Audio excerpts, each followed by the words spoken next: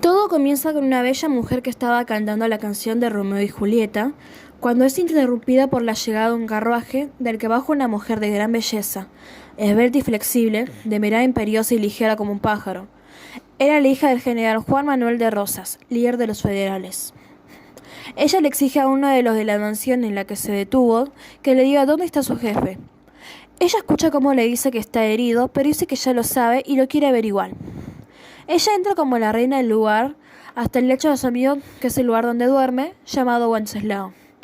Estuvieron hablando, sonrojándose y varias cosas, hasta que, tomando el guante de Manuela, le pregunta si es una prenda de victoria, que significa que se volvería su amante, o una prenda de amistad, que significa que quedarían solo como amigos.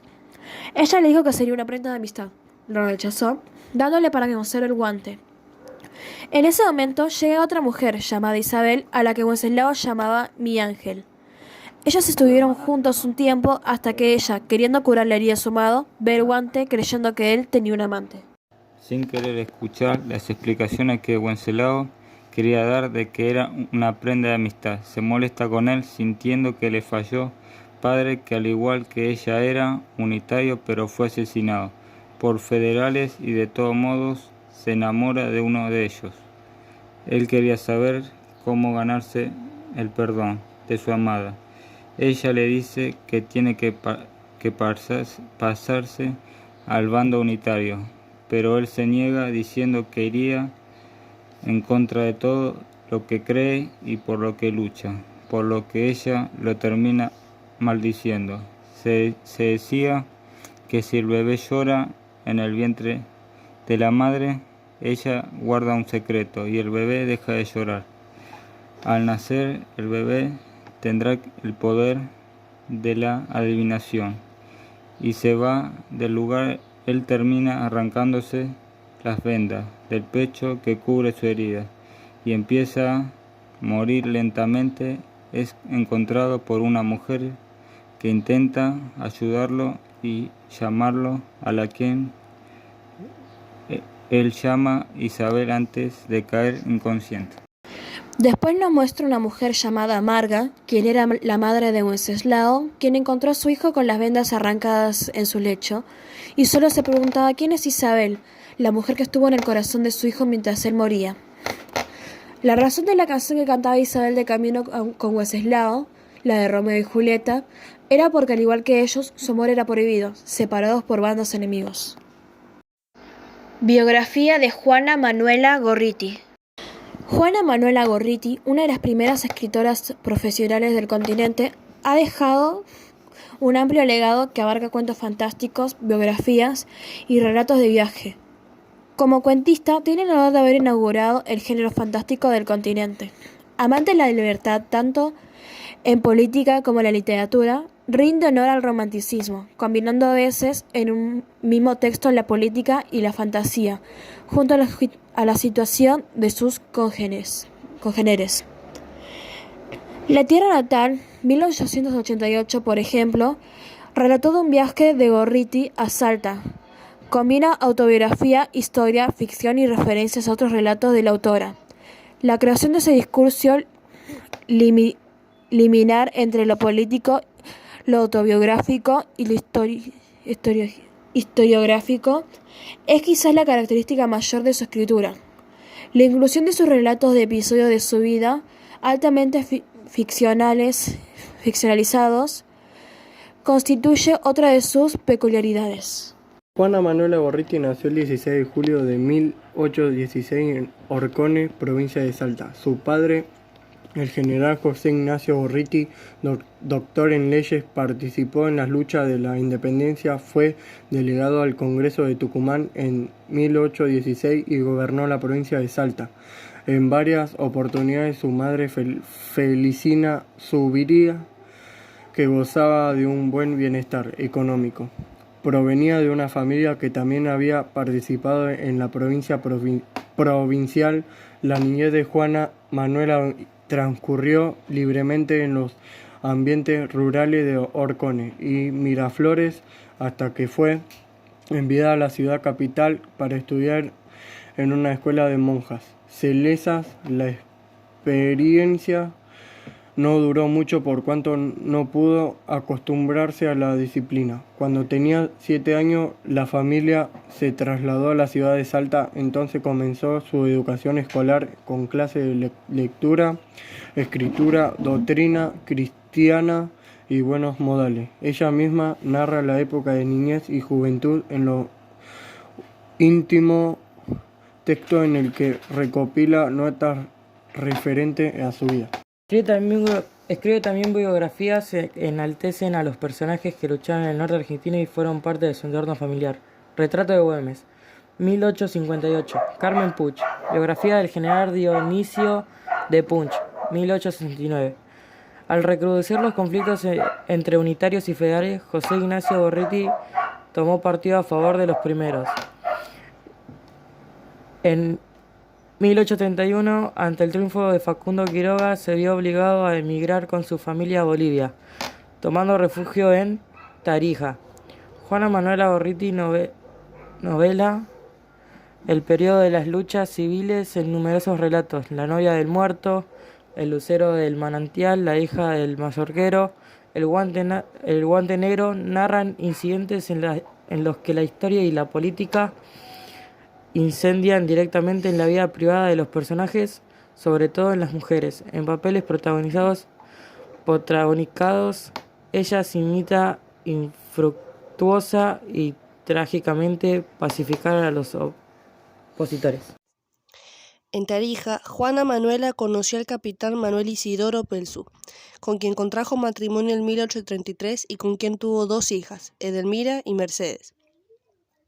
En 1841, Juana Manuela realiza un viaje a Salta, disfrazada de hombre, con la finalidad de instalarse allí, pero las tensiones políticas reinantes se lo impiden y regresa a Bolivia.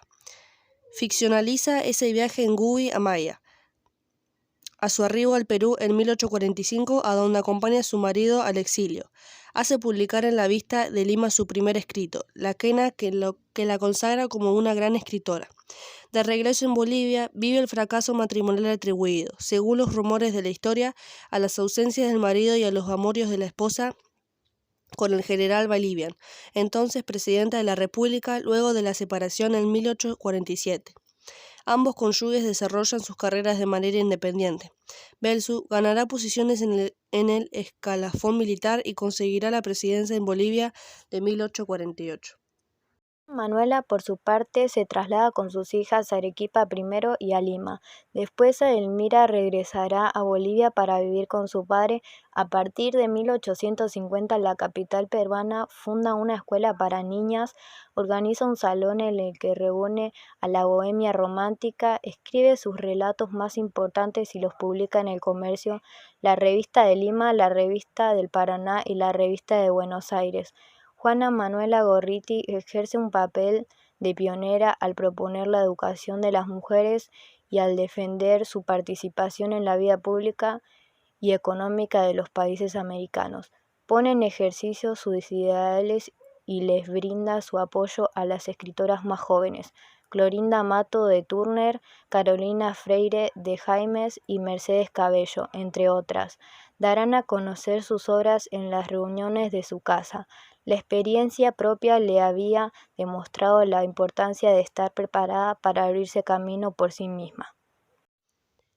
De carácter independiente y de voluntad férrea, enfrenta los embates de la política y de una vida familiar tumultuosa. Y en una época en la que el destino de las mujeres está sujeta a los directamente de padre y marido. Opta por el exilio y trabaja para mantener a su familia, pero si bien el trabajo responde a necesidades económicas, también figura en sus escritos como fuente de satisfacción personal. En los años 50 inicia una nueva relación sentimental con un comerciante limeño de apellido Sandoval. Con él tiene 2 hijos, Julio y Clorinda. Esa situación familiar no figura en sus relatos, ni tampoco es comentada por sus amigos. Sus años con Sandoval están borrados por una conspiración de silencio que nadie rompió, y esos años fueron también de escasa figuración social de Juana Manuela, que si bien escribía y publicaba, permanecía alejada de la participación pública. Se sabe, sin embargo, que la relación no perdura más que unos pocos años. Nadie puede quedar indiferente ante su reputación como comenta Bauticoure. Se trata de un nombre que remite a temas y escenarios tan diversos como la patria, el exilio, la mujer emancipada, la mujer abandonada, la literata, la mujer caudillo, y se despierta en el público la curiosidad por la vida extraordinaria de la autora, así como el anhelo por vislumbrarla a través de sus escritos. En 1866, Juana Manuela se presenta como enfermera voluntaria junto a las Hermanas de la Caridad en el pueblo de Callao, cuando las escuadras españolas pretenden un desembarco en las intenciones de retomar las antiguas colonias. Años más tarde, el gobierno peruano la condecora en reconocimiento de sus acciones. En 1874, Juana Manuela Gorriti viaja a Buenos Aires para tramitar la pensión acordada a las hijas de los luchadores de la independencia. Es recibida y celebrada con un gran entusiasmo por escritores y políticos. Escribe entonces Peregrinaciones de un alma triste, en el que Laura, la protagonista, figura como un modelo ideal para la ciudadanía, adoptando una voz moralizante, en favor de un comportamiento filantrópico y de una moral racional en 1875. Gorriti obtiene un permiso de gobierno argentino para regresar temporariamente a Lima. De vuelta en la capital peruana, retoma sus actividades, dando especial atención a las reuniones de los miércoles que programa cuidadosamente su hijo. Julio Sandoval editará el volumen Veladas Literarias 1876-1877, Veladas 1892, en el que incluye los textos allí leídos y detalla la organización de las mismas. En 1876 sale en Buenos Aires otra colección de relatos, Panoramas de la vida, editada por Carlos Casavalle. En 1877, Juana Manuela viaja a La Paz primero y luego regresa a la capital argentina. Ese mismo año termina Misceláneas, publicado por M. Viedman, por un prólogo de Pastor S. Obligado, que debe considerarse el primer estudio biógrafo sobre la autora. La suerte no la acompaña y debe regresar a Lima en 1878 por la enfermedad de su hija Mercedes, que muere al año siguiente. Su hija Clorinda, así como otro hijo, habían fallecido con anterioridad. Después de la derrota que sufre el Perú en la Guerra del Pacífico y que deja tanta desolación en su país de adopción, Juana Manuela viaja a Buenos Aires en 1882. En esta, la última etapa de su vida, a pesar de sufrir de problemas de salud, desarrolla una actividad intensa. Viajes y publicaciones se suceden. En 1886 hace su último viaje a Salta, cuyas memorias se escribe en La Tierra Natal, 1889. Publica El Mundo de los Recuerdos, 1888, recopilación de escritos muy variados, en la editorial La Jouanne, en Buenos Aires. En 1888 sale Oasis en la vida, novela escrita por encargo de una compañía de seguros. En 1890 publica su último libro, Cocina Eléctrica, colección de recetas culinarias en las que colaboran sus amigas y que ofrece una perspectiva americanista de la región, ya que las recetas representan un buen número de países. En 1892 sale Perfiles, recopilación de semblanzas de personajes históricos. Para entonces, diversas enfermedades limitaban su actividad y muere el 6 de noviembre de 1892 en Buenos Aires. Puede decirse que con ella desaparece también la última figura de romanticismo en América.